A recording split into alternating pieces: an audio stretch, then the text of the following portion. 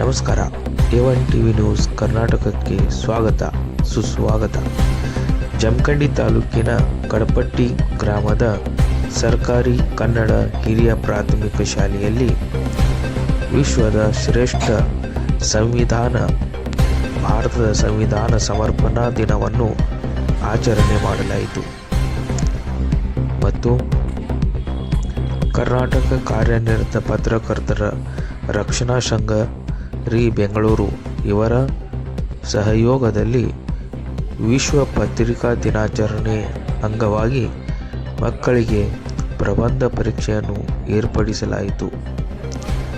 6 ಮತ್ತು 7ನೇ ತರಗತಿಯ ಮಕ್ಕಳು ಪರೀಕ್ಷೆಯಲ್ಲಿ ಭಾಗವಹಿಸಿದ್ದರು. ಈ ಕಾರ್ಯಕ್ರಮವು ಪ್ರಾರ್ಥನೆ ಮತ್ತು ಸಂವಿಧಾನ ಪೀಠಿಕೆ ಓದುವ ಮುಖಾಂತರ ಕಾರ್ಯಕ್ರಮವನ್ನು ಚಾಲನೆ ನೀಡಲಾಯಿತು. ಪ್ರಬಂಧ ಪರೀಕ್ಷೆಯಲ್ಲಿ ವಿಜೇತರಾದ ಮಕ್ಕಳಿಗೆ ಪ್ರಶಸ್ತಿಗಳನ್ನು ನೀಡಿ ಗೌರವಿಸಲಾಯಿತು. ಈ ಸಂದರ್ಭದಲ್ಲಿ ರವಿ ದೊಡ್ಮನಿ, ಕಾನಿಪ ರಕ್ಷಣಾ ಸಂಘ ರಾಜ್ಯಾಧ್ಯಕ್ಷರು, ಅಶೋಕ್ ವನ್ಮನೆ ಹಿರಿಯ ಮುಖ್ಯೋಪಾಧ್ಯಾಯರು ಮತ್ತು ಅಶೋಕ್ ಮೀಶಿ ಉಪನ್ಯಾಸಕರು ಹಾಗೂ ಶ್ರೀಕಾಂತ್ ಮಠಪತಿ ರಾಜ್ಯ ಉಪಾಧ್ಯಕ್ಷರು ಹಾಗೂ ಅತಿಥಿಯಾಗಿ ಶಶಿಕಾಂತ್ ತೇರ್ದಾಳ್ ಉಪಸ್ಥಿತರಿದ್ದರು. ಹಾಗೂ ಶಾಲೆಯ ಎಲ್ಲ ಶಿಕ್ಷಕಿಯರು ಹಾಗೂ ಮುದ್ದು ವಿದ್ಯಾರ್ಥಿಗಳು ಕಾರ್ಯಕ್ರಮದಲ್ಲಿ ಭಾಗಿಯಾಗಿದ್ದರು.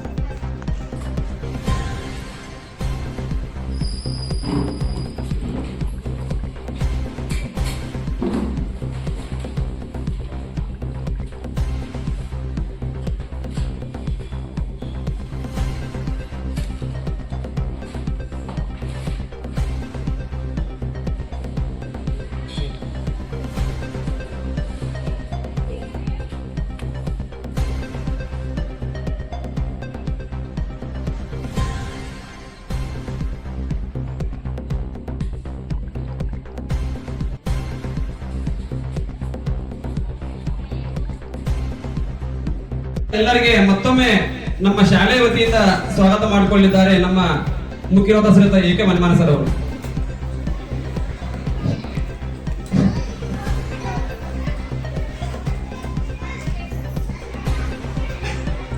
ಮೊದಲು ಸಂವಿಧಾನ ಸಮರ್ಪಣಾ ದಿನ ಕರ್ನಾಟಕ ಕಾರ್ಯನಿರತ ಪತ್ರಕರ್ತರ ರಕ್ಷಣಾ ಸಂಘ ಸಹಯೋಗದಲ್ಲಿ ಇಂದು ಸರ್ಕಾರಿ ಕನ್ನಡ ಮಾದರಿ ಪ್ರಾಥಮಿಕ ಶಾಲೆ ಕಡಪಟ್ಟಿಯಲ್ಲಿ ವಿಶ್ವ ಪತ್ರಿಕಾ ದಿನಾಚರಣೆಯನ್ನು ಆಚರಣೆ ಮಾಡಲಿಕ್ಕೆ ಬಂದಂಥ ಎಲ್ಲ ನಮ್ಮ ಪತ್ರಿಕಾ ಮಾಧ್ಯಮದ ಎಲ್ಲ ಮಿತ್ರರಿಗೆ ಹಾಗೂ ಎಲ್ಲ ಈ ಒಂದು ಸಂಘದ ರಾಜ್ಯಾಧ್ಯಕ್ಷರಾದಂಥ ರವಿ ದೊಡ್ಮನಿ ಸರ್ಗೆ ಮೊದಲಾಗಿ ಅವರನ್ನು ತುಂಬ ಹೃದಯದ ಸ್ವಾಗತವನ್ನು ಕೊಡ್ತೀನಿ. ಅದೇ ರೀತಿ ಶ್ರೀಕಾಂತ್ ಮಠಪತಿ ಅವರು ಕೂಡ ಇಲ್ಲಿ ಆಗಮಿಸಿದ್ದಾರೆ. ಅವರು ಕೂಡ ಕೊಡ್ತೀನಿ. ಅದೇ ರೀತಿ ಶಶಿಕಾಂತ್ ತೇರ್ದಾಳ್ ಸರ್ ಅವರು ಆಗಮಿಸಿದ್ದಾರೆ. ಅವ್ರಿಗೆ ಕೂಡ ನಮ್ಮ ಶಾಲೆಯ ಪರವಾಗಿ ತುಂಬ ಹೃದಯದ ಸ್ವಾಗತವನ್ನು ಕೊಡ್ತೀನಿ. ಹಾಗೂ ಈ ಒಂದು ಕಾರ್ಯಕ್ರಮಕ್ಕೆ ಲಕ್ಷ್ಮಣ ಕಾಂಬಳೆ ಸರ್ ಅವರು ಆಗಮಿಸಿದ್ದಾರೆ. ಅವ್ರಿಗೆ ಕೂಡ ನಾನು ತುಂಬ ಹೃದಯದ ಸ್ವಾಗತವನ್ನು ಕೊಡ್ತೀನಿ. ಅದೇ ರೀತಿ ಕಲ್ಲಪ್ಪ ಚಿನಗುಂಡಿ ಸರ್ ಇವರು ಕೂಡ ಆಗಮಿಸಿದ್ದಾರೆ. ಅವರಿಗೆ ಕೂಡ ನಾನು ತುಂಬ ಹೃದಯದ ಸ್ವಾಗತವನ್ನು ಕೊಡ್ತೀನಿ. ಅದೇ ರೀತಿ ದಿಲೀಪ್ ದಾಶಾಳ್ ಸರ್ ಅವರು ಕೂಡ ಆಗಮಿಸಿದ್ದಾರೆ. ಅವ್ರಿಗೆ ಕೂಡ ನನ್ನ ಅತ್ಯಂತ ಸ್ವಾಗತವನ್ನು ಕೊಡುತ್ತೇನೆ.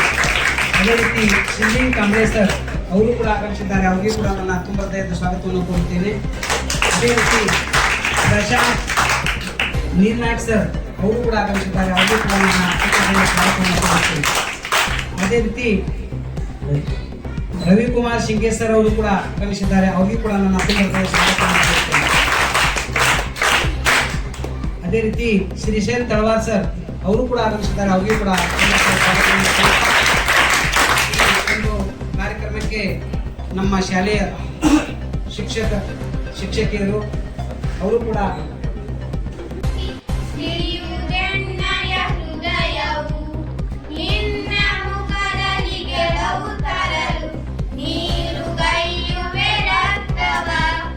ಎನ್ನ ಕಣ ಕಣ ದೇರು ಬಸೆಯುವೆ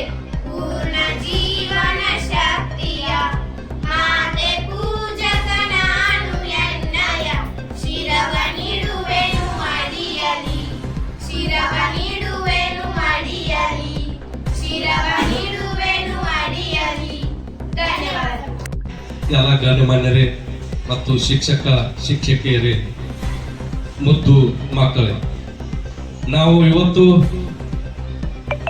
ಯಾಕೆ ಈ ಶಾಲೆಯನ್ನ ಆಯ್ಕೆ ಮಾಡ್ಕೊಂಡಿವಿ? ನಾನು ಇಲ್ಲೇ ಕಲ್ತು ಕಲ್ಪಟ್ಟಿಯಲ್ಲಿ ಹುಟ್ಟಿ ಇಲ್ಲೇ ಕಲ್ತು ನಾನೊಬ್ಬ ರಾಜ್ಯಾಧ್ಯಕ್ಷ ಆಗಿದ್ದೆ. ನಾವು ಪತ್ರಿಕಾ ದಿನಾಚರಣೆಯನ್ನ ಮಾಡ್ಬೇಕಂತಂದು ನಾವೆಲ್ಲ ಕಮಿಟಿ ಅವರು ನಿರ್ಣಯ ಮಾಡಿದ್ವಿ. ಸಮಾಜಕ್ಕೆ ತೋರಿಸಿಕೊಡುವಂತ ಕೆಲಸವನ್ನ ಮಾಡಬೇಕಾಗಿದೆ ಮತ್ತು ಮಾಡ್ತಾ ಇರೋದು ಕೂಡ ಈ ಪತ್ರಿಕೆಗಳನ್ನ. ಸೊ ಇವತ್ತು ನಾವು ಡಿಜಿಟಲ್ ಮೀಡಿಯಾದಲ್ಲಿ ಕಾಲಿಡ್ತಾ ಇದ್ದೀವಿ, ಡಿಜಿಟಲ್ ವರ್ಲ್ಡ್ ಅಂತ ಕರಿತೀವಿ. ಈ ಡಿಜಿಟಲ್ ಮೀಡಿಯಾ ಅಂತ ಕರಿತೀವಿ, ಡಿಜಿಟಲ್ ವರ್ಲ್ಡ್ ಕಾಲಿಡೋದ್ರಿಂದ ಇವತ್ತು ಪ್ರತಿಯೊಬ್ಬ ವ್ಯಕ್ತಿಗೂ ಕೂಡ the information they are getting in a finger tip ಅಂತ ಕರಿತೀವಿ. ಅಂದ್ರೆ ಬೆರಳ ತುದಿಯಲ್ಲಿ ಪ್ರತಿಯೊಂದು ಮಾಹಿತಿಯನ್ನ ಇವತ್ತು ಪ್ರತಿಯೊಂದು ಸೆಕೆಂಡ್ ಅಲ್ಲಿ ಕೂಡ ಪ್ರತಿಯೊಬ್ಬ ವ್ಯಕ್ತಿನೂ ಕೂಡ ಇವತ್ತು ತಗೊಳ್ತಾ ಇದ್ದಾರೆ. ಫಿಂಗರ್ ಟಿಪ್, ಮೊಬೈಲ್ ಆಗಿರ್ಬೋದು, ಲ್ಯಾಪ್ಟಾಪ್ ಆಗಿರ್ಬೋದು, ಟ್ಯಾಬ್ ಆಗಿರ್ಬೋದು, ಅಂದ್ರೆ ಅವರು ಬಳಕೆ ಮಾಡ್ತಕ್ಕಂಥ ಪ್ರತಿಯೊಂದು ಎಲೆಕ್ಟ್ರಾನಿಕ್ ಮೀಡಿಯಾ ಅಂತ ಕರಿತೀವಿ, ಎಲೆಕ್ಟ್ರಾನಿಕ್ ಮೆಟೀರಿಯಲ್ಸ್ ಅಂತ ಕರಿತೀವಿ. ಅದು ಇವತ್ತು ನಮ್ಮ ಮೇಲೆ ಸಾಕಷ್ಟು ಪ್ರಭಾವವನ್ನು ಬೀರ್ತಾ ಇದೆ. ಆದ್ರೆ ಇವತ್ತು ಒಬ್ಬ ಪತ್ರಕರ್ತನ ಬಗ್ಗೆ ಮಾತಾಡಬೇಕಾದ್ರೆ ಬಹಳಷ್ಟು ಸಮಸ್ಯೆಗಳನ್ನು ಫೇಸ್ ಮಾಡಬೇಕಾಗುತ್ತೆ. ಅದಕ್ಕೆ ನಾವು ಒಬ್ಬ ಜರ್ನಲಿಸ್ಟ್ ಇರ್ತಕ್ಕಂಥ ಮಾರಲ್ ಎಥಿಕ್ಸ್ ಅಂತ ಕರಿತೀವಿ, ನೈತಿಕ ಮಹತ್ವ ಏನಿರಬೇಕು ಒಬ್ಬ ಜರ್ನಲಿಸ್ಟ್ಗೆ ಅಂತ. ಒಬ್ಬ ಪತ್ರಿಕೋದ್ಯಮಿ ಆಗಿರ್ತಕ್ಕಂಥ ಒಬ್ಬ ವ್ಯಕ್ತಿಗೆ ಇರಬೇಕಾಗಿರ್ತಕ್ಕಂಥ ಅರ್ಹತೆಗಳೇನು, ಅಥವಾ ಏನು ಸಮಸ್ಯೆಗಳನ್ನೆಲ್ಲ ಫೇಸ್ ಮಾಡಬೇಕಾಗುತ್ತ ಒಂದು ಸಮಾಜದಲ್ಲಿ, ಅಥವಾ ಸಾಕಷ್ಟು ಒತ್ತಡಗಳಿಗೆ ಅವರು ಒಳಪಡ್ತಾರೆ. ಆದರೂ ಕೂಡ ಸಾಕಷ್ಟು ಆ ಥರದ ಪತ್ರಕರ್ತರನ್ನು ನೋಡಿದ್ದೀವಿ, ಇರುವಂಥ ವಿಚಾರವನ್ನು ಹೇಳುವಂಥ ವಿಚಾರವನ್ನು ಯಥಾರ್ಥವಾಗಿ ಹೇಳುವಂಥದ್ದು ಕೂಡ. ಅದಕ್ಕೆ ಮೊದಲಿಗೆ ಒಬ್ಬ ಪತ್ರಕರ್ತನಿಗೆ ಸ್ವತಂತ್ರತೆ ಅನ್ಬೇಕು ಅನ್ನೋದಿಲ್ಲ, ಇಂಡಿಪೆಂಡೆಂಟ್ ಅನ್ಬೇಕು. ಆದರೆ ಅವೇನು ವಿಷಯಗಳನ್ನ ಬಿತ್ತರ ಮಾಡಬೇಕಲ್ಲ, ಅದಕ್ಕೆ ಯಾವುದೇ ಒಂದು ಪ್ರಭಾವಕ್ಕೆ ಒಳಗಾಗಲಾರ್ದೇನೆ, ಯಾವುದೇ ಆಶೆ ಆಮಿಷಗಳಿಗೆ ಒಳಗಾಗಲಾರ್ದೇನೆ ವಿಷಯಗಳನ್ನ ಬಿತ್ತರಿಸಬೇಕು. ಇಲ್ಲಿ ಇಂಡಿಪೆಂಡೆಂಟ್ ಅಲ್ಲಿ ಒಂದು ವರ್ಡ್ ಯೂಸ್ ಮಾಡಿರೋ ಸ್ವತಂತ್ರತೆ ಅಂತಂದ್ರೆ ಇಲ್ಲಿ ಸಾಕಷ್ಟು ಒತ್ತಡಗಳು ಹೋಗ್ತವೆ, ಸಾಕಷ್ಟು ವ್ಯಕ್ತಿಗಳ ಪ್ರಭಾವಗಳು ಕೂಡ ಇಲ್ಲಿ ಒಳಗಾಗ್ತವೆ. ನೀವು ಆ ವಿಷಯವನ್ನು ಹಾಕ್ಬೇಡ್ರಿ, ಇದನ್ನ ಹಾಕ್ಬೇಡ್ರಿ, ಅವ್ರು ನಮ್ಮ ಹೋಗ್ತಿರೋರಿ, ಇವ್ರು ನಮ್ಮನ್ನು ಹೋಗ್ತಿರೋರಿ, ಆ ಹಣಕಾಸಿನ ಆಸೆಯನ್ನು ಹೋಗ್ತಾರೆ. ಇವೆಲ್ಲವನ್ನ ಮೀರಿ ಒಬ್ಬ ಪತ್ರಕರ್ತ ಬರಬೇಕಾಗುತ್ತೆ. ಎರಡನೇದಾಗಿ ನಿಖರತೆ ಅಂತ ಕರಿತೀವಿ, ಸ್ಟಡಿನೆಸ್ ಅಂತ ಕರಿತೀವಿ. ನಿಖರವಾಗಿ ಇರ್ತಕ್ಕಂಥ ಮಾಹಿತಿಗಳನ್ನು ಕೊಡಬೇಕು. ಯಾಕಂದ್ರೆ ಇವತ್ತು ಒಂದು ವಾಟ್ಸಪ್ ಅಲ್ಲಿ ಅಥವಾ ಒಂದು ಫೇಸ್ಬುಕ್ ಅಲ್ಲಿ ಬರುವಂತ ಒಂದು ಮಾಹಿತಿ ಇಡೀ ಸಮಾಜದ ಸ್ವಾಸ್ಥ್ಯವನ್ನ ಹೆಂಗೆ ಹಾಳು ಮಾಡ್ತಾ ಅಂತಕ್ಕಂಥದ್ದು ಗೊತ್ತಿಲ್ಲ ನಮಗೆಲ್ಲ. ನಾವು ಪ್ರತಿನಿತ್ಯ ನೋಡ್ತಾ ಇದ್ದೀವಿ. ಅಂದ್ರೆ ಸಮಾಜದಲ್ಲಿರ್ತಕ್ಕಂಥ ಪ್ರತಿಯೊಂದು ಮಾಹಿತಿಯನ್ನ, ಪ್ರತಿಯೊಂದು ವಿಷಯವನ್ನು ಯಥಾರ್ಥವಾಗಿ ಅದು ಸಮಾಜವನ್ನ ತಿದ್ದುವ ರೀತಿಯಲ್ಲಿ ಅಥವಾ ಸಮಾಜಕ್ಕೆ ಉಪಯೋಗ ಆಗುವ ರೀತಿಯಲ್ಲಿ ನಿಖರವಾದ ಮಾಹಿತಿಯನ್ನು ಕೊಡಬೇಕಾಗಿರ್ತಕ್ಕಂಥದ್ದು ಒಬ್ಬ ಪತ್ರಕರ್ತನ ಮಹತ್ವ ಒಂದು ಇಂಪಾರ್ಟೆನ್ಸ್ ಅಂತ ಹೇಳ್ತೀವಿ. ಎಲ್ಲಾ ತಾರತಮ್ಯಗಳನ್ನ, ಎಲ್ಲಾ ಅಸಮಾನತೆಗಳನ್ನ ಹೊಡೆದಾಕಿ ಇವತ್ತು ನಾವು ನೀವೆಲ್ಲ ಕುತ್ಕೊಂಡಿದ್ದೀವಿ ನೋಡ್ಬೇಕು. ಹೆಣ್ಣು ಗಂಡು ಅಂತಕ್ಕಂಥ ಯಾವುದೇ ತಾರತಮ್ಯ ಇಲ್ಲದೆ, ಯಾವುದೇ ಈ 4 ವರ್ಣಗಳಲ್ಲಿ ಯಾವುದೇ ಜಾತಿ ಸಮಸ್ಯೆ ಇಲ್ಲದೆ, ಯಾವುದೇ ವರ್ಣಾಶ್ರಮ ಸಮಸ್ಯೆ ಇಲ್ಲದೆ ಎಲ್ಲರೂ ಕೂಡ ಇವತ್ತು ಕುತ್ಕೊಂಡು ನಾವೆಲ್ಲ ಒಂದು ವೇದಿಕೆಯಲ್ಲಿ ಕುತ್ಕೊಂಡಿದ್ದೀವಲ್ಲ, ಇದಕ್ಕೆಲ್ಲ ಕಾರಣ ಏನಪ್ಪಾ ಅಂತಂದ್ರೆ ನಮ್ಮ ಬಾಬಾ ಸಾಹೇಬ್ ಅಂಬೇಡ್ಕರ್ ಬರೆದಿರ್ತಕ್ಕಂಥ ಸಂವಿಧಾನ.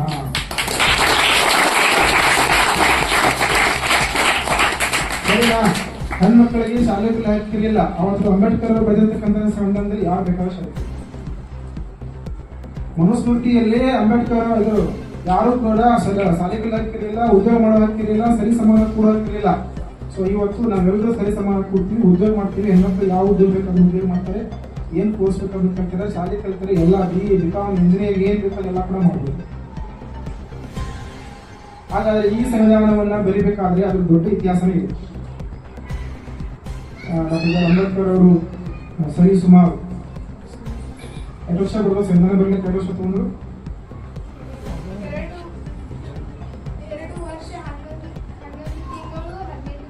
Very good. 2 ವರ್ಷ 11 ತಿಂಗಳು 12 ದಿನ ಅಂತಂದ್ರೆ ಅದು ಕಡಿಮೆ ಅವಧಿ ಏನಲ್ಲ. 1 ಡಿಗ್ರಿ ಮುಗಿಸಿದ್ರು ವರ್ಷ. ನಾವಾದ್ರೂ 1 ಡಿಗ್ರಿ ಮುಗಿಸ್ತೀವಿ.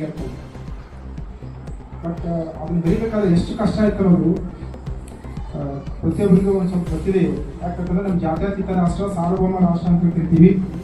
ಯಾಕಂದ್ರೆ ನಮ್ಮಲ್ಲಿ ಹಿಂದೂ, ಕ್ರಿಶ್ಚಿಯನ, ಮುಸ್ಲಿಮ, ಜೈನ ಸಾಕಷ್ಟು ಹಲವಾರು ಧರ್ಮೀಯರು ಕೂಡ ಹಲವಾರು ಸಂಪ್ರದಾಯಗಳನ್ನ ಆಚರಣೆ ಮಾಡುವಂಥ ದೇಶ ನಮ್ಮದು. ಬೇರೆ ದೇಶಗಳಲ್ಲಿ ಹಂಗಿಲ್ಲ, ಒಂದು ಧರ್ಮ ಇದೆ, ಅದಕ್ಕೆ ಸಂಬಂಧಪಟ್ಟಂತೆ ಬಡವರು ಅಷ್ಟೇ. It is so easy right Indian other countries constitutions. ಎಲ್ಲ ದೇಶದ ಸಂವಿಧಾನಗಳನ್ನು ಅಧ್ಯಯನ ಮಾಡಿ ನಮ್ಮ ದೇಶಕ್ಕೆ ಒಪ್ಪುವಂಥದ್ದು, ನಮ್ಮ ದೇಶದ ಮಣ್ಣಿಗೆ ಒಪ್ಪುವಂಥ ಅಂಶಗಳನ್ನು ಆಯ್ಕೆ ಮಾಡಿಕೊಂಡು ಹಲವಾರು ವಿಷಯಗಳ ಚರ್ಚೆ ಮಾಡಿ ದೀರ್ಘವಾಗಿ ಇದರ ಬಗ್ಗೆ ಅಧ್ಯಯನ ಮಾಡಿ ಸುಮಾರು ವಿಷಯಗಳ ಬಗ್ಗೆ ಸಂವಿಧಾನ ಸಭೆಗಳಲ್ಲಿ ಆರ್ಗ್ಯುಮೆಂಟ್ ಆಗಿ ಚರ್ಚೆ ಆಗಿ ಇವತ್ತು ಬಂದಿರತಕ್ಕಂಥದ್ದು. ಇವತ್ತು ನಾವು ಅದರ ಫಲವನ್ನು ಇವತ್ತು ತಿಂತಾ ಇದ್ದೀವಿ.